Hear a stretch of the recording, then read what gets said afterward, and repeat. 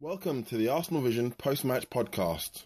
Well, then Perez has got the better of it, and he looks to get the better of Schmeichel, and he's done it. Wilson's going to fall here for Alexis.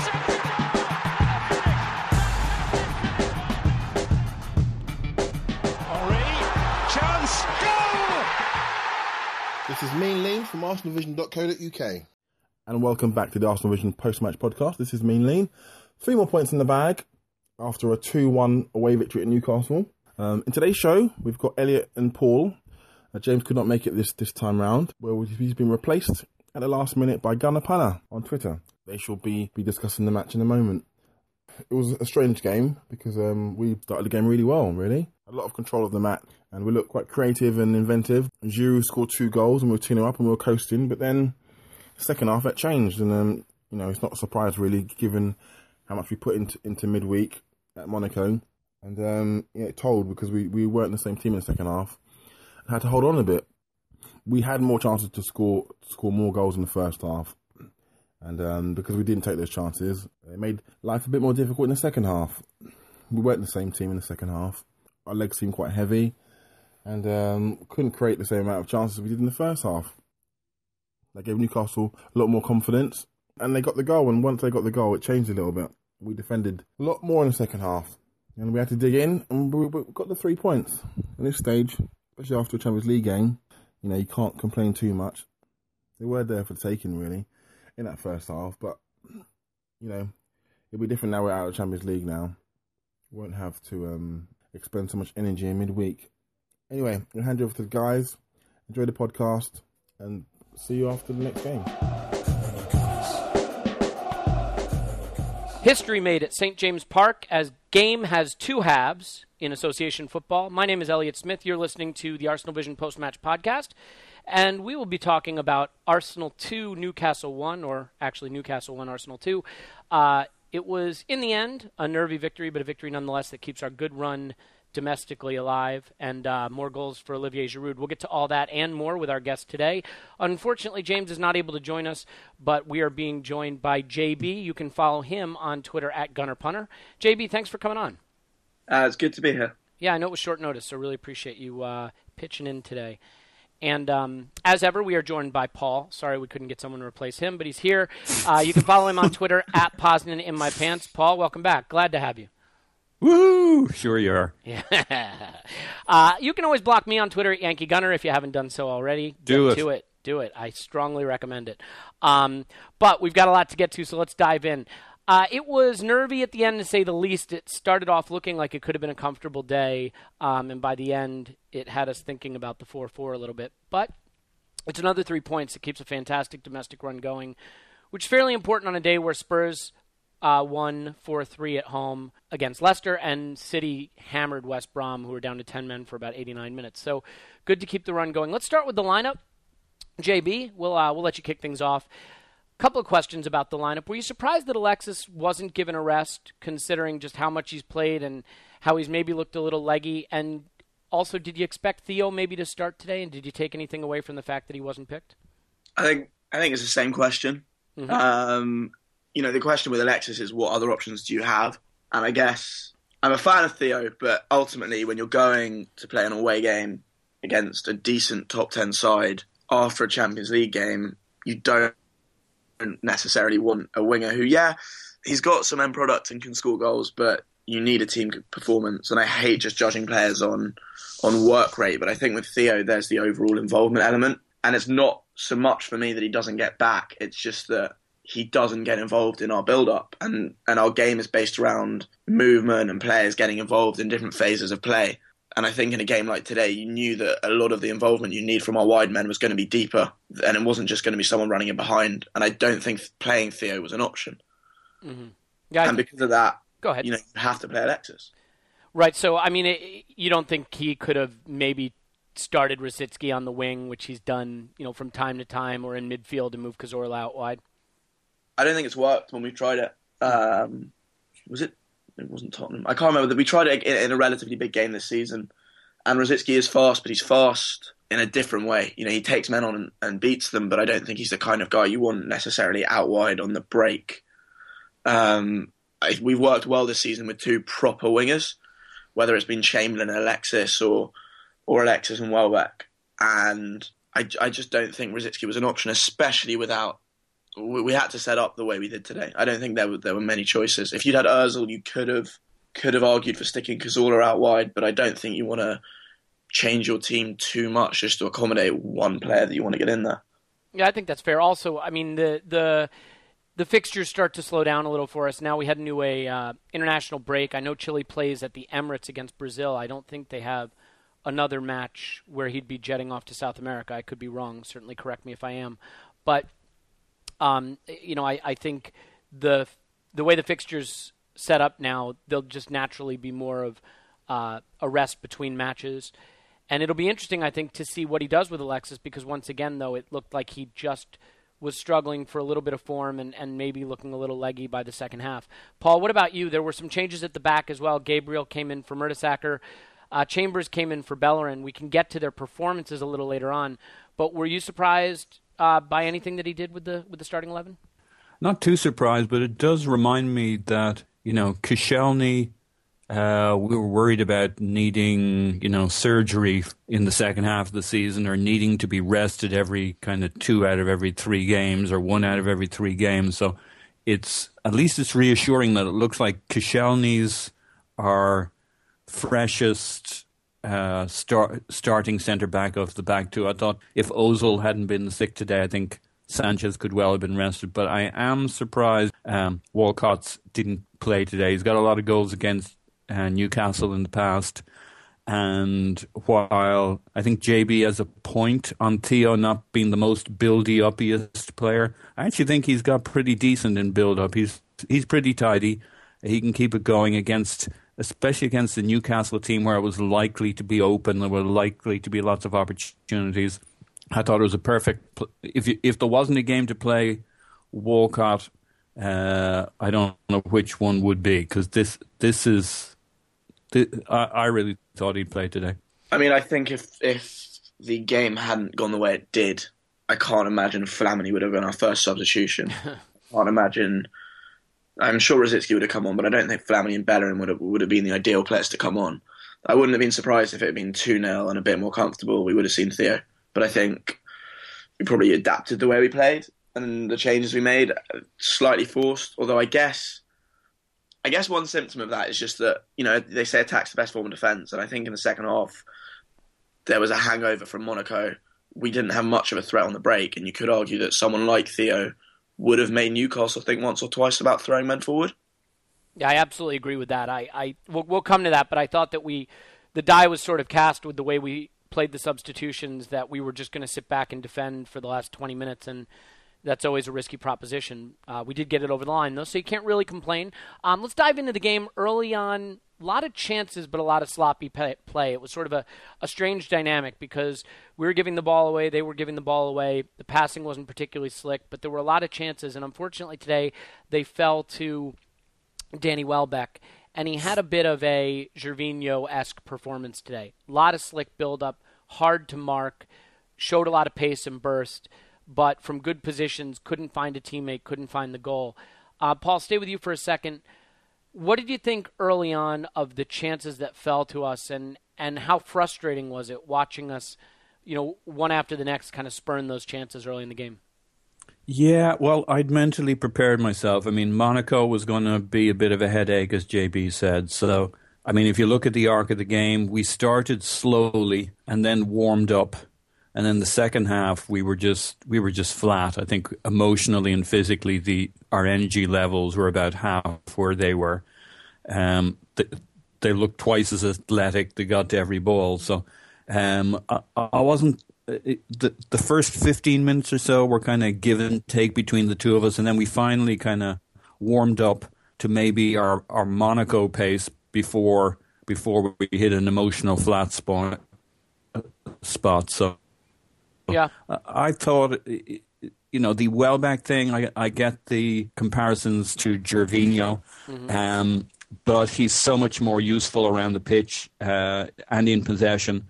I did think it was very telling, though. I mean, definitely his first touch or his key touches are generally pretty dodgy. And, at the end of the game, he sprinted around his his their right back, as we all saw, absolutely smoked him right to the byline, needed to cut it back, but decided not to play it with his left foot because he wasn't as comfortable, played it with his right foot into the goalkeeper, and I think maybe even it's getting to him a little bit in terms of his confidence. I mean, that shot in front of goal as well, where he had the goal at his mercy. Now, it was a challenging volley, but it was very well Becky, the way he put it well wide of the right post as he looked at it. So, yeah, I can see why he's starting in many ways, but right now I think he could do with watching Walcott while he sat on the bench for a game or two to remind him what finishing looked like, and hopefully Walcott will bring his finishing.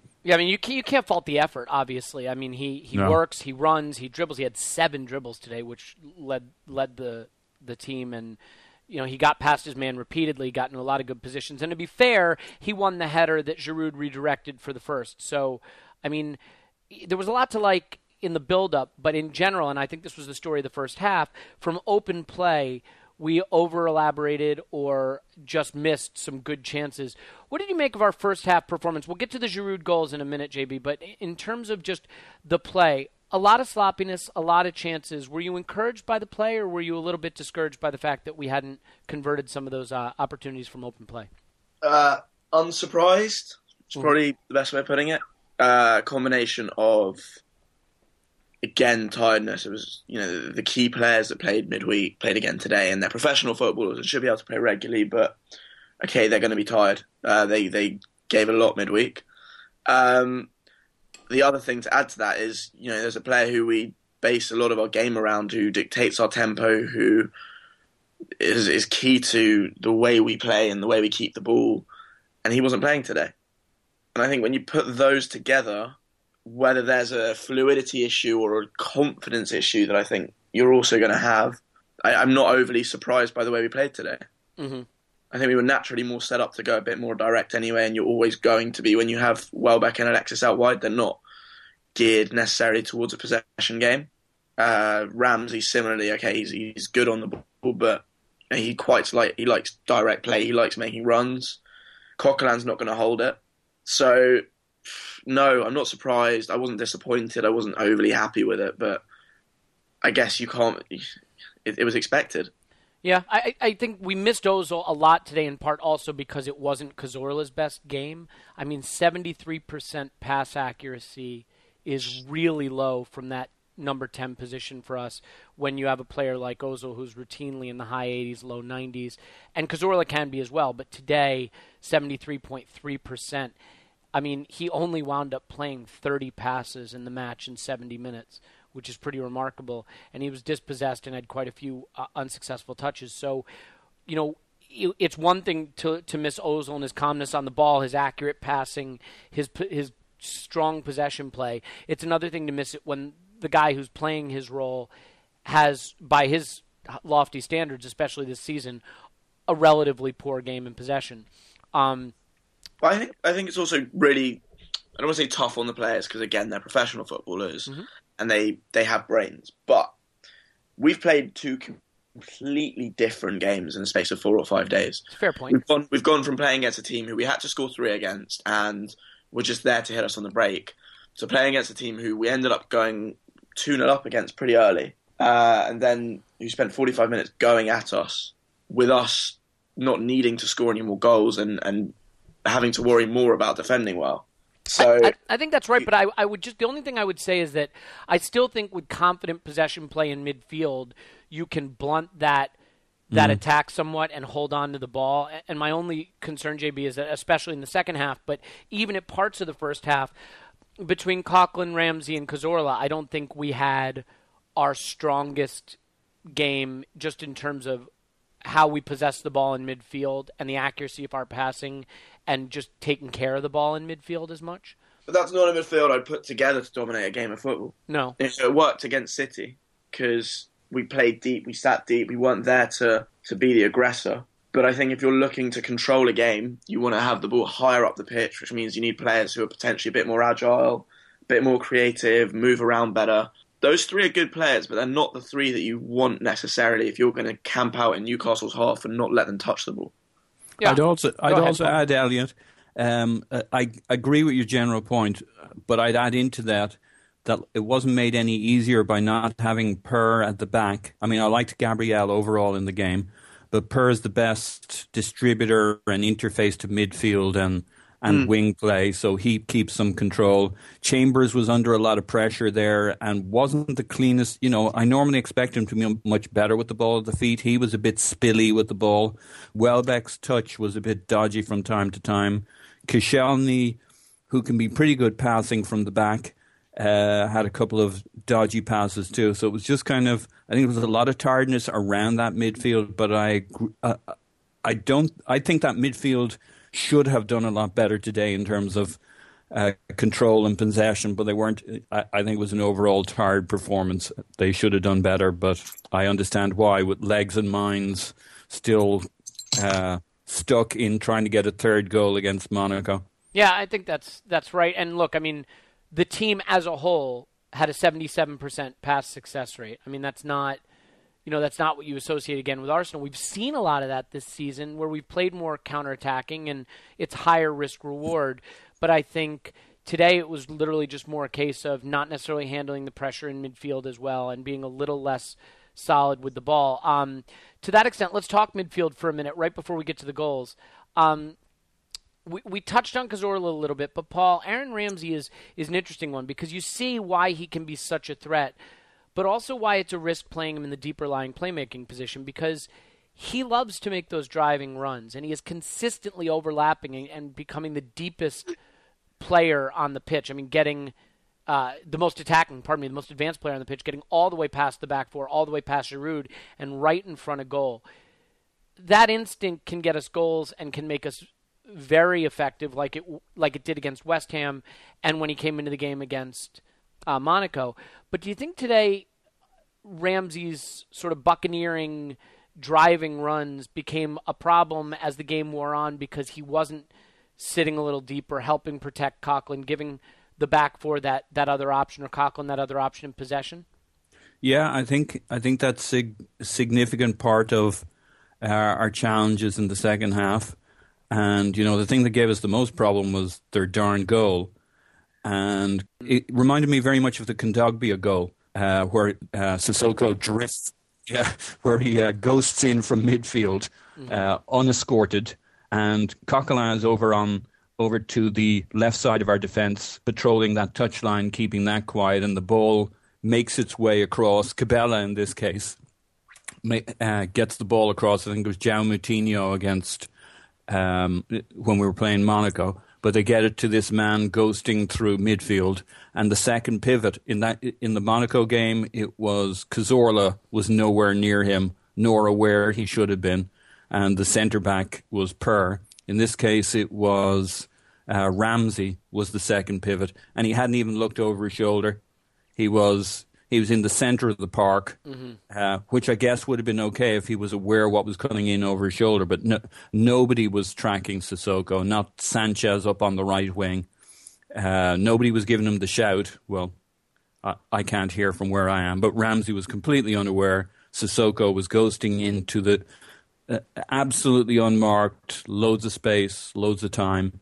And maybe that's a little bit different to your original point in terms of his cavaliering, charging forward, but it relates to not remembering you're also a defensive midfielder when you have two people in the center of the park defending their attack. If you look at the heat map, and obviously heat maps are more a joke these days than they are used as actual analysis, but for the guy who's supposed to be sort of playing nominally alongside Francis Coquelin, he shows up a lot in the opposition half and deep in the opposition half, which, again, can be the best part of his game in the way he joins the attack. But I think today caused us some problems as Newcastle started to come to grips with the game. Enough of this negativity stuff. Let's get to the goals, and then we can get back to being negative. So, JB, first goal, a little bit of improvisation, a little bit of quick thinking from Giroud, a good header from Welbeck, and it's another set-piece goal. In fact, two of them today. I think Arsenal lead the league in set-piece goals today. How important has it been for us, do you think, adding this threat from set pieces that for so long we didn't seem to possess? I think, we're a very big team. Wenger's known for preferring physical players to the potentially smaller teams that you see in the league. And it's paying off for us. I think Giroud is, it's nice actually having a player in the team who can win things in the air, even though the ones today were pretty low down. Mm-hmm. But his overall game is something that we really miss when he's not playing. And I don't like focusing on goals largely because there's such a small part of the game. A game of 90 minutes, goals take up, 20, 30 seconds? Mm-hmm. And if anything, I just use this as, it's symptomatic of what he brings to the team. Because we're not a City, we're not a Chelsea. You see it when you go to games and we're absolutely dwarfed in every area of the pitch when they go up for a corner. And actually, Giroud's area ability, yeah, great, we got 2 goals today and that did win us the game. But it's his wider contribution physically that actually makes a big difference. So whether that's being the first guy at the near post from a corner, whether that's his hold-up play again today, he gets criticised for it, but right at the end when we were lumping a long ball down and half our team was stuck in our half and he managed to bring that down on his chest whilst holding off the centre-back. These are things that we should be highlighting because they're really difficult skills that a lot of just go unnoticed, especially when you have a lot of people watching highlight clips online of games. So he was good for the goals, but I think his wider contribution today was excellent. I couldn't agree more, and I think that in general he's just having a fantastic season, both with his goal contribution and with his wider contribution just to our build-up play, defending set pieces, obviously our renewed threat in set pieces. But I have to say, as much as I am often accused of being a contrarian, I feel strongly that stating that goals are not the critical part of the game is going to be the analysis that takes the cake there, JB. I think that you're putting yourself out there a little bit. Well, they are a critical. They're not a huge part of the game. And I think when you're judging a game of football based on, I'm not judging a game, but like summing up a game of football based on small incidents, yeah, they decide it, and they're obviously hugely important. But I think if you're actually going to look at what someone brings to a team, who wins the game and who scores those goals is decided in the rest of the game as much as it is at those moments. Yeah, and to be fair, I mean, today's a day where we're probably lucky that goals do decide it because on the balance of play, I think Newcastle may be a little bit unlucky not to have, on the strength of their play in the second half, certainly taken something from it. But, Paul, why don't you add on Giroud's overall play, his first goal, and then the second goal, which was more classic strength, grappling. He's shown he's a brilliant header of the ball, and just yet again another really well-taken finish from a man in exceptional form. Well, I think grappling's the key word. 7 a.m. kickoff had a stat just before the game about Giroud's passing. I can't even remember whether it was good or bad. I think it was slightly off. His passing was slightly off where it ought to be, but I added in a comment that Giroud has finally mastered the art of combining football with Greco-Roman wrestling. Because his stats, you have to allow for having 2 centre backs on his.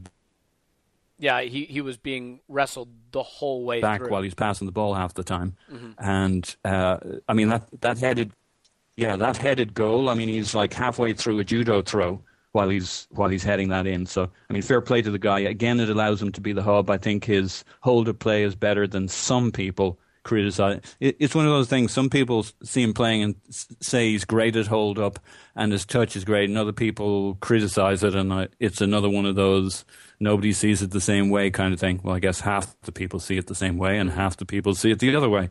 I think that there's only one thing you can criticize Giroud for, and that's a lack of pace. And, depending on how we play and depending on who we have on the wings and Ramsey coming through, that's not a problem because he's the guy who kind of holds the line while the others run past him. Mm. So depending on who you got, it's a bit like the Ozil argument. If you got the right players around Ozil, he can really be Ozil. But if you don't have those players making the runs, he can start to look a little ordinary. Yeah. But I think that leads into well, two things. First of all, the idea of intelligent footballers, and second of all, the idea of just familiarity. I think one of the things with Ramsey is he missed a lot of football around the time our team started to click this season. Mm-hmm. And I guess it just looks like he's trying to get used to playing. I don't know how many games he's had alongside Coquelin. I don't know, how many times he's played without Ozil in the team. There's just a lot of these players who come in and out have to get used to different partners. And in midfield especially, it's a big thing, just learning to play with new players. But on the intelligent footballer side, I think a lot of our issues and strengths come down to this. We buy a lot of technically good players and a lot of players who know what they're doing going forwards, very clever on the ball, good at making runs. Our defensive weaknesses, our third goal against Monaco, it was players being stupid.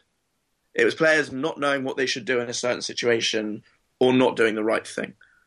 Kondogbia's goal, again, you talk about people being out of position. That's basically, it's a player knowing where they should be and when. And the same again for the goal today. And then you talk about Ramsey and whether or not he should push up. If you've got a sensible team and they see a midfielder making a run in behind who's the deeper midfielder, then either the guy who's the front player in the three or a fullback tucks in or something happens where players see what's going on and adjust what they're doing. And if those things happen, you don't get caught where an attacking midfielder from the other team gets a free run into the box. And you don't get caught where a midfielder who's actually good at scoring goals and getting in certain dangerous areas feels he can't make those runs because no one's going to cover him. And I think that's something we need to work on. Yeah, it also, I think you talked about playing different types of games, and certainly coming off a game where it was just attack, and you almost don't worry if you concede because conceding a goal doesn't matter, to a game where you get a lead and then you're not really sure whether to stick or twist, and suddenly the other team has the impetus and you're on the back foot. I think it can be difficult mentally. I think there was a combination of mental and physical fatigue in the second half. Last quick word on Giroud, though. His importance to the team this season can't be overstated, and you kind of wonder where we would have been this season under two circumstances. One, if maybe we had found a Coquelin-sized solution to the defensive midfield problem earlier in the season, but also if Giroud hadn't been out injured. JB, is there another center forward in the league you'd trade him for right now? Where do you place him in the Premier League right now in terms of center forward play this season? Well, okay, so this is an interesting issue for me because I'm a massive fan of systems. So he's not the best striker in the league. Mm-hmm. I can say that, and I don't think anyone would disagree. I certainly wouldn't. He's not better than Aguero. He's not better than Costa. But you're going to get some disagreements on that one. But I like him more than Costa, but I still think Costa's closer to the very top.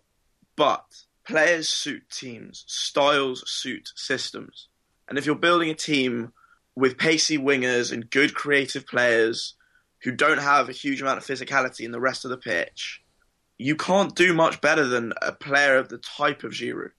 And I'm not saying he's the solution to every problem, because sometimes you do need someone who can run in behind, and sometimes you do need someone who's a little bit more clinical.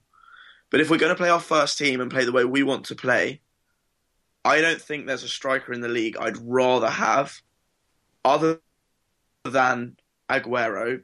But that's only because he's so much better that I'd probably rather change the way we play to get him in the side. Yeah, you do wonder a little bit if you bring in an Aguero and then you have a front line that includes Alexis and Aguero. Is it just a little bit too small and dribbly, and there's not a fulcrum for it to sort of operate around? You look at City, and even with Aguero, they play someone like a Dzeko, or a Bony, who is more of a target man fulcrum type player. I think what makes Giroud's so unique, and I've been very critical of him for a while, but he's become clinical this season, which was crucially important. Is his conversion rate has improved dramatically, but you won't find many players of his physical stature and ability who have the vision and touch in the passing game that he has. And go ahead. No, I was just going to say I think he's the best back to goal striker in the league comfortably, and you're probably, in terms of that type of player, looking at him and Mandzukic in Europe, and I've probably forgotten someone, maybe Lewandowski. But, that's the type of player you're looking at with him. You're not looking at ridiculously fast number 9 who runs in behind, which some people dribbles past anyone. Yeah, I think the one thing we're still missing from Giroud, maybe just a little bit, is just a little selfish streak, a little ruthless streak at times. I love the way he took his goal against West Ham at the end of the first half, because he could have left it for Ramsey. He could have flicked it across, but instead he was positive. He was decisive. He took the ball off Ramsey and fired it into the side netting. And I think we saw today there was an example where he gets the ball and lays it off when he had a chance to turn and look for his own shot. And that's the only thing left in his game, I think, sometimes, is trusting his own ability to turn his man and have a shot on goal. But I mean, it's his biggest weakness. I'd say it's a bigger issue than his pace. He's a confidence player. Yes. You always feel that if Giroud, if he loses the first big challenge in a game, or if he misses an easy chance early on, he's going to have a bad game. Well, we saw it against Monaco. I mean, Paul, let's talk about another player, though. I mentioned two players who've been critical to our run, and one is Giroud. The other is Coquelin. And by halftime of this game, he was being crowned Makalele by me, along with many other people. And sort of midway through the second half, we were loaning him back to Charlton. I think we saw the best and the worst of Coquelin today, in a way, in that he was absolutely imperious defensively in the first half and did do some things well in the second half defensively as well. But he fell asleep for their goal, which, look, that can happen to any player. But again, turned the ball over with a few poor touches, some unsuccessful passes.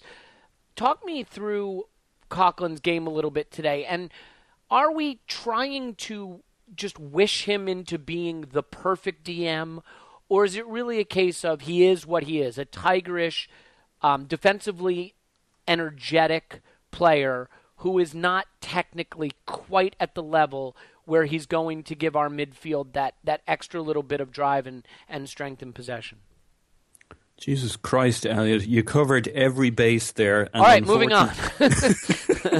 And unfortunately, that's pretty much my opinion on him at the end. Across all the areas of how he played today and in general. Here's my feeling on Coquelin. His techers are actually a mixed bag. We'll look at him, and some of the things he does are really sweet. Some of his long ball passing is good. Some of it's ropey. I mean, he had a nice one with the outside of the foot today, and he had another good one cross field. Does the problem, let me ask you this, is the problem, and we've talked about this on this podcast before, so I'm not just trying to be redundant, but when you have Paulista and Koscielny back there, or Gabriel and Koscielny, who are not, neither of them are the passers that Mertesacker is, and they look up and they see Coquelin, if he's under pressure, if he's in a tight space, he's not someone who can receive the ball comfortably, turn and start an attack, and that limits their options, and it makes it easier to press us in our half. I mean, is the problem that for all his defensive ability, it makes it easier he's not for Arteta midfield pressure? At that moment. Yeah, he's not Arteta at that moment on the pitch, where if you give it to him, that he's going to pass, jink, turn, or play it back to you. Coquelin will get it right most of the time, but not all of the time. But I do think he's been much stronger in that department. That's the real difference between now and his first spell. He's been a lot better in all his areas of weakness. But today he suffered in the second half with tiredness and his faults. The water came down and you saw kind of, you saw the sandbanks, you saw his faults where he didn't have the energy and the mental energy to work around the fact that his touch can be a little big. His thinking is not as all-encompassing as an Arteta. And, I always have this issue when we say, well, at the summer, should we go for a world-class DM? I mean, on his day, when he covers all his faults, he's almost vaguely world-classy when you watch him. Mm-hmm. But underneath all of that, there's a level of techers and comfort on the ball and decision-making that he's almost been making up for with adrenaline and enthusiasm and athleticism and being sharp. And you got to worry about him on his lowest days. Arteta on his lowest days still doesn't lose the ball. I mean, is Coquelin Matthew Flamini before Matthew Flamini went to Milan, right? young, tigerish, energetic communicator who likes to dive into challenges, but maybe is using some of that energy and athleticism to cover for not a lack of technique, but certainly not a premium level of technique. I think he's better than that, but I'll let JB have a run at it. I see where you're going with that. I mean, JB, is that analogy? I think he's significantly better in terms of techers, but there's some part of that there. I mean, JB, so do you think that's an unfair comparison?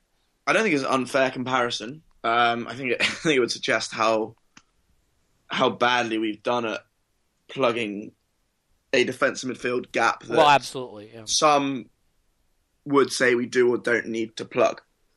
So I guess, right, so Coquelin's arrival was a massive slap in the face because it was suddenly, guys, this is what we don't have. And everyone got really excited because actually, defensively, he's pretty damn good. And he's not the finished article, but it was clear that there was something there that no other player in our squad offered us. The question is, well, the opposite of that, I guess, before we go there, is a very good, tactically aware, deep-lying midfielder like Arteta, who can read play and intercept, isn't massively mobile, but actually when we're looking to run a game, there are a few better players we can go to because he can just sit there and dictate. So when you have the two of them in the squad, you have a good choice. But what you don't have is, this world-class DM that everyone's talking about.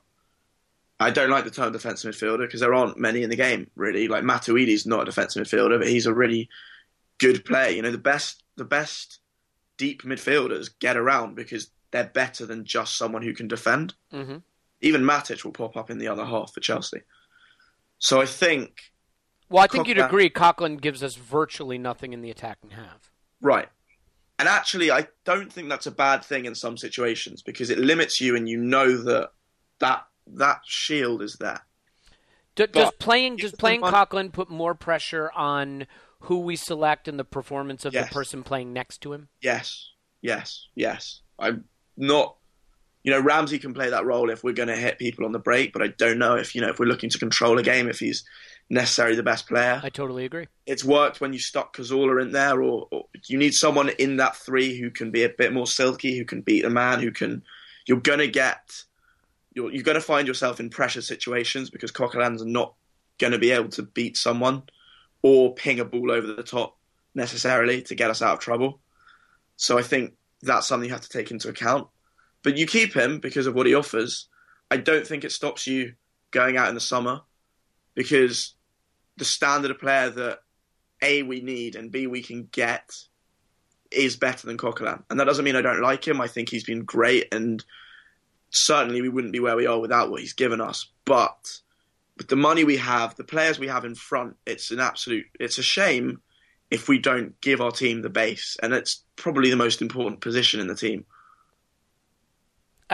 It's hard for me because I think that when we play without Aaron Ramsey, sometimes we wind up too easy to defend on the edge of the box because Cazorla is only going to advance so far up the pitch. He's going to stop his runs 20 yards from goal. He looks to cut inside. He's not going to shoot. Ozil obviously can get into the box, but he prefers to orchestrate from a little deeper. Alexis Sanchez wants the ball at feet so he can dribble into the box. Oxlade-Chamberlain, when he's fit, a little bit like that. Ramsey is the one player who will make driving runs from deep in midfield, force other midfielders to track him, and if they don't, he'll get into the box, he'll get past Giroud, he'll link up with Giroud, and create real opportunities to disrupt two banks of four, so to speak. The problem is everything that you said about his interaction with Coquelin. And I think where we struggled today in the second half, if you look at it, it was not a great game for Cazorla and Ramsey, and that puts huge pressure on everybody else because Coquelin is only going to give you so much in possession, and that made it easier for Newcastle to really come on to us. It doesn't help when you have 7 total dispossessions among Ramsey, Sanchez, and Cazorla, and then another 7 unsuccessful touches between. Let me add Coquelin in there.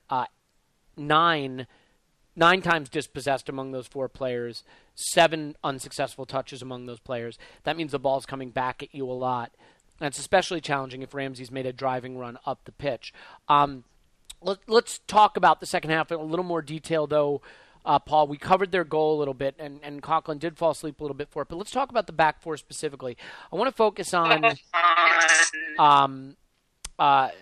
Chambers and Gabriel, though, because they both came into the side today. And I thought Chambers had a little bit of a rough day defending on the ball. And then Gabriel, I thought, was strong defensively, but maybe not as strong in distribution and possession. So what was your feeling about how those two in particular played, and then just overall the performance of the back five? So obviously things were pretty smooth in the first half. You know, the chickens came home to roost in the second half when the energy levels dropped. Now, Chambers didn't have that excuse, and Gabriel didn't have that excuse. Gabriel didn't need that excuse. A little troubled that Gabriel is wearing woolen gloves in March, the only man on the pitch.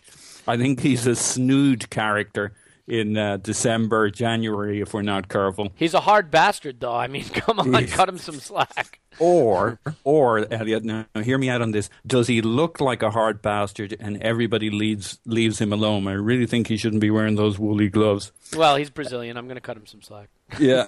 So you don't have one ear 6 inches higher than the other if you're not a hard bastard. That's a good point.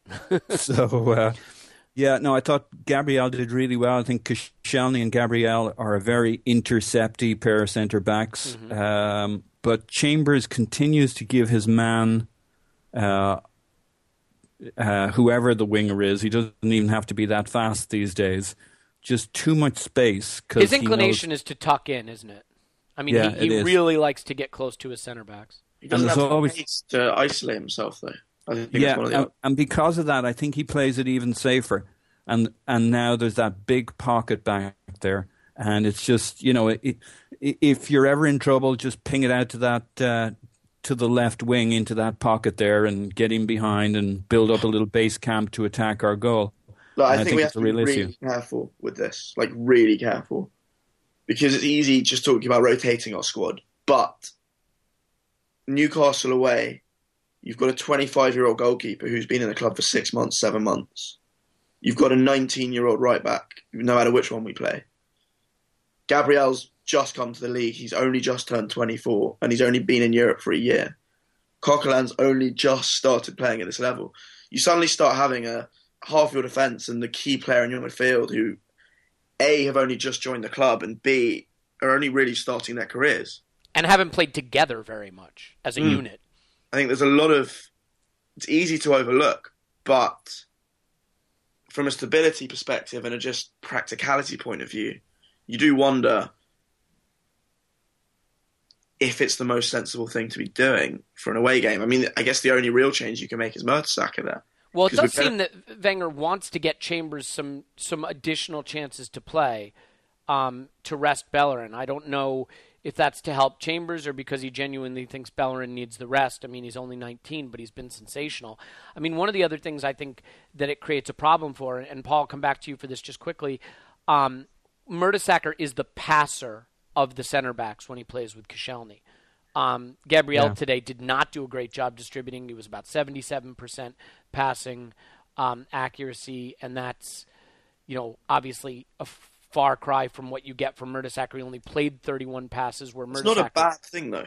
No, it's not depending on the passes he's making. But I think today he gave it to Coquelin at one point, I remember, in a lot of trouble under heavy pressure, and Coquelin turned it over. I guess what I would say, Paul, is that do you worry that when you play Gabriel, Koscielny, and Coquelin together, that our traditional method of building up from the back is a little more difficult because we don't have that one fundamentally gifted possession passer to start the build-up? Yeah, I mean, Mertesacker certainly brings a certain calmness and his distribution. I felt that was lacking today. I think Chambers not having his best game put more pressure because that's that side of the pitch too. You'd expect Per to be bringing some calm from. Gabriel was just trying to survive on the passing front. I think Koscielny tried to step up at one stage to play that Per distributor from the back, and it's not really what he does, and he maybe overcooked a couple. There was one in particular that was ambitious and was another turnover, as you talked about. 16 turnovers in a game between dispossessions and just carelessness. That's 16, possessions. It turns into counterattacks or transition play. It puts you under pressure. All right, let's put it another way, though. If you're attacks that get turned into us defending. Yes, exactly. Exactly. And JB made a really good point about, that was the kind of excuse making we did in the start of the year when we were losing games. All these young guys, all these new guys, all this unfamiliarity. It's nice in a way that you and I, Elliot, didn't go straight to that because basically we're on a winning run, so we don't go straight to the default. Is this because the guys don't know each other? But JB raised a really good point. There's a lot of players there who are new, young, and haven't played with each other. In positions where knowledge and familiarity of each other is probably the most important. JB, you wanted to jump in and add something to that? Yeah, I mean, so it comes back to the kind of, when you talked about passing accuracy being low, which, okay, it puts you under pressure, but, we're a big club and we do want our centre-backs passing through the lines.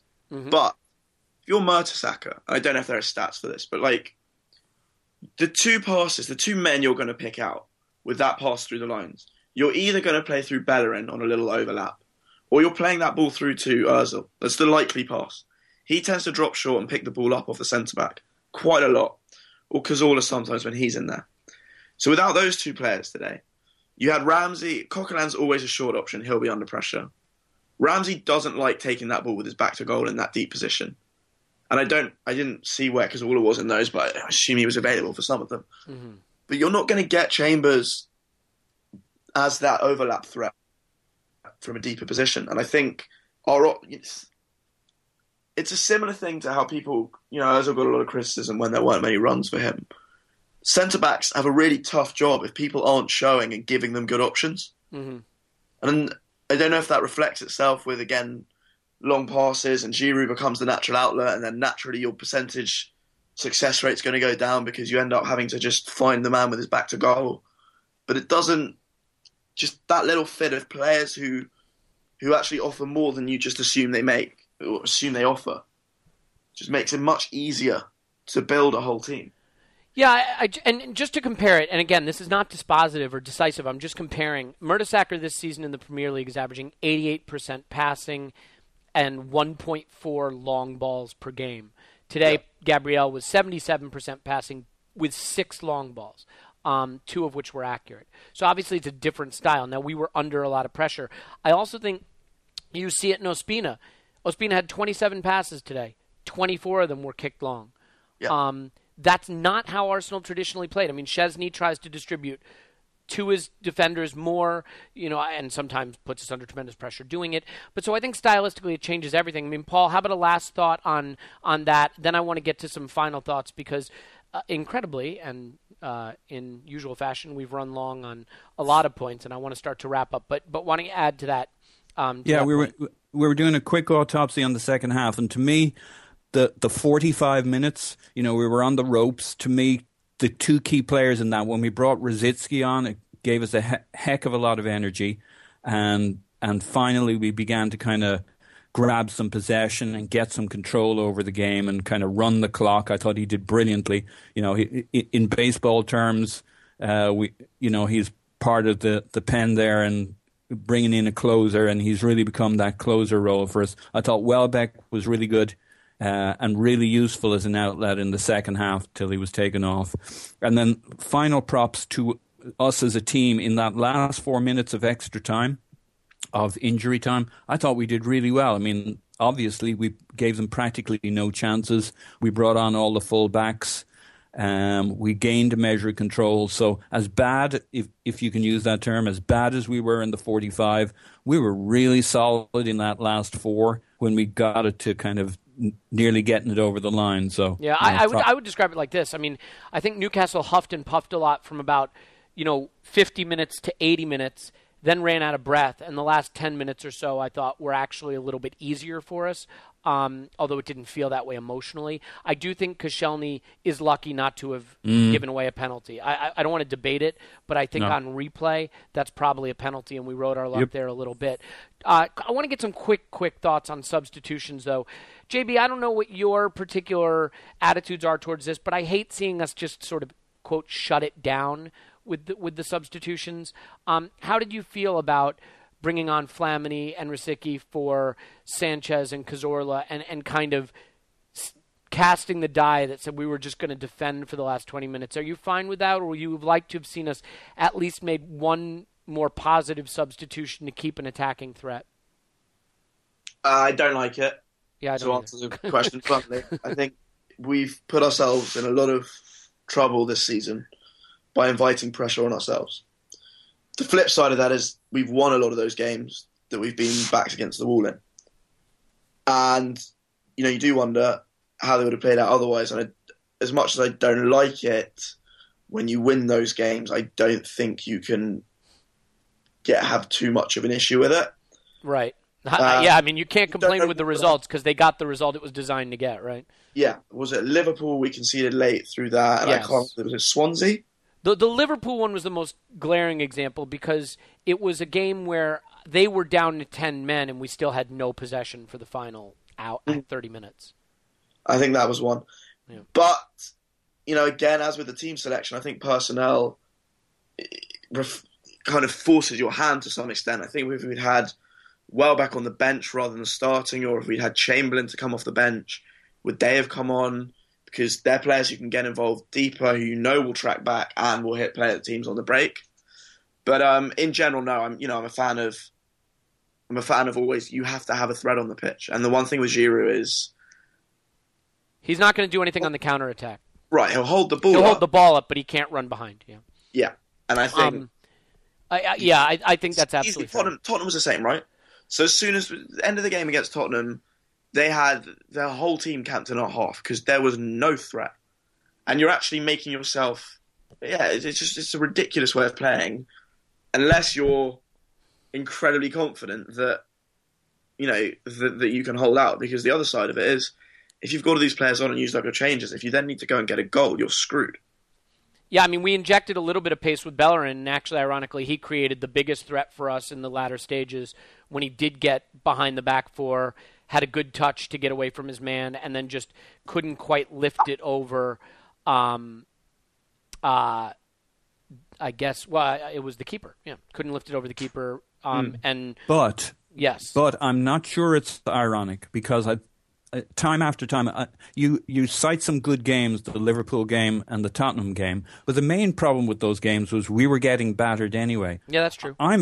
I'm fine with the closing it down at the end. I can see nothing wrong with bringing Rosicky on.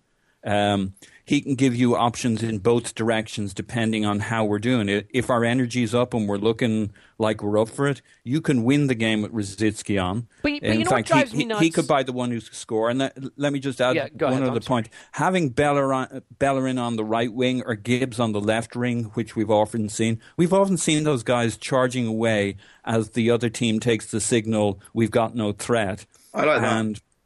And playing as a winger. And I was absolutely unsurprised. In fact, I thought Bellerin was going to score when he got through.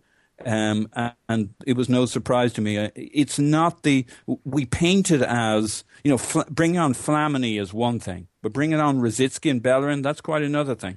No, Rosicky definitely gave us a little more hold of the game. I think the thing that frustrates me is I watched Flamini very carefully, and for large stretches of his 20 minutes on the pitch, he was playing at the halfway line or in their half and pinching, pressing in their half and playing a little more advanced, which drives me nuts. And I think some of that is because, we had taken off all our attacking players, and he was sort of filling the role of most... He scored a goal the other day when he was brought on for defensive purposes. Yeah, exactly. I mean, he was the one making the run to the far post for Cazorla's cross. I just think you could have taken off Sanchez at 70 minutes and brought on Theo and taken off Welbeck and brought on Flamini and achieved the same thing of still having someone who's direct and pacey and threatening on the counterattack, but having added a little bit of steel in the midfield. Cazorla wasn't having a great day, but I thought the other problem with taking him off, for Rosicky and Sanchez for Flamini is just that I don't know that we added a lot of possession by doing that. And so it made it easier, I think, for Newcastle to get the ball off us and keep attacking. But last quick thoughts on the game overall, and then we'll say goodbye. Just obviously it keeps our good run in the league going, but now you have to really ask, what this means for Theo. I mean, I realize that the game situation at least didn't dictate in Arsen's mind, to bring him on. JB, do you think he's just the victim of politics and a contract dispute? Do you think he's off, or do you think it is genuinely a situation where the manager just didn't feel he was the man for this game? I wouldn't like to think it's contract related. I don't think Wenger's political like that. I personally don't think he's, I don't want to say good enough. I'd say I don't think he suits the way we want to play. And I think that means that when we have other options, he's going to be sitting on the bench. It's a shame, but I'd be surprised if he was here next season, to be honest. Yeah, I don't disagree. I mean, Paul, to that end, could you make an argument, and I know you say anything negative about certain players and you're going to just have abuse heaped on you, but Alexis isn't playing well right now. And when he's not playing well, it's doubly damaging for us because his style of play is such that, look, he's always going to work and run and harry and press, and that is so contributory and important. But he likes to dribble. He's losing the ball more. It leads to transitions. Could you make an argument, sort of, JB makes the point that Theo doesn't suit our style.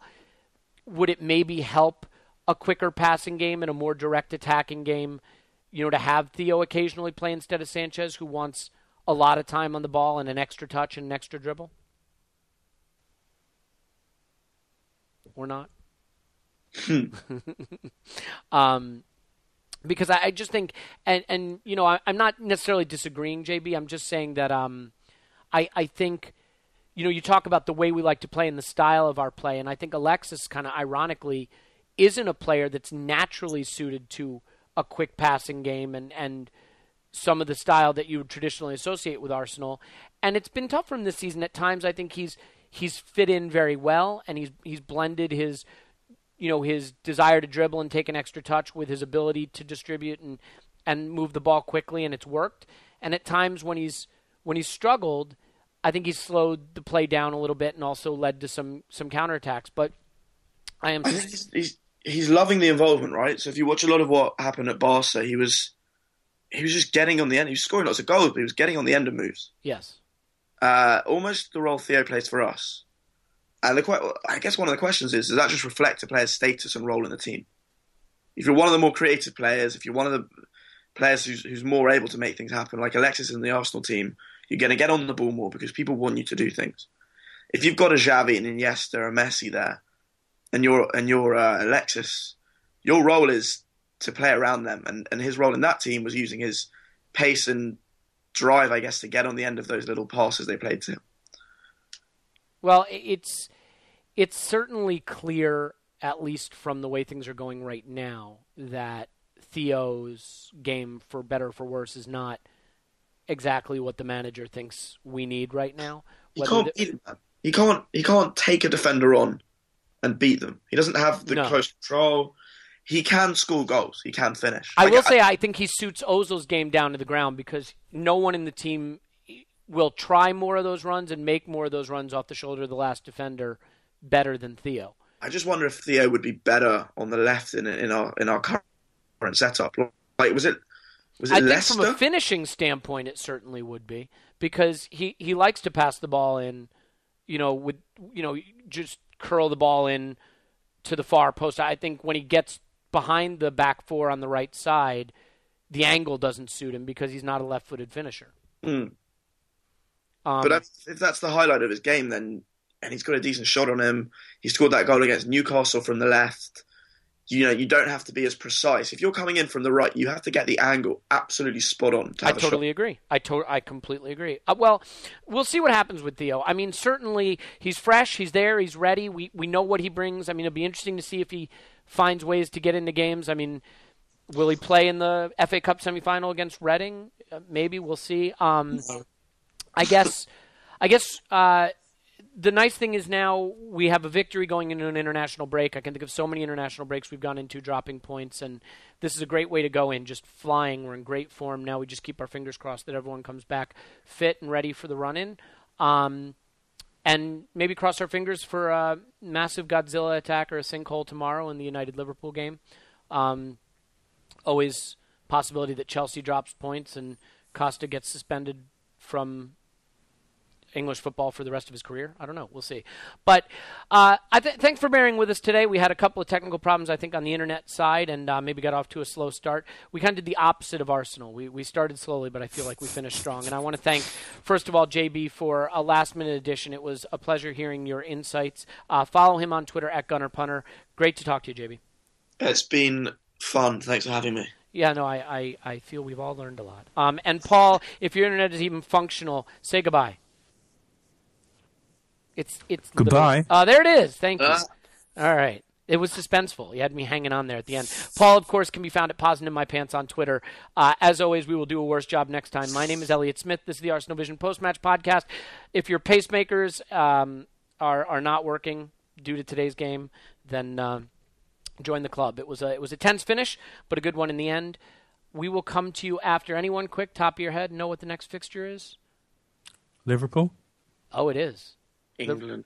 Yeah, it's England. We will not be coming to you after England's fixture, whatever it is. We will be coming to you after Liverpool come to the Emirates and get drubbed, of course. Until then, enjoy the football. We'll talk to you soon.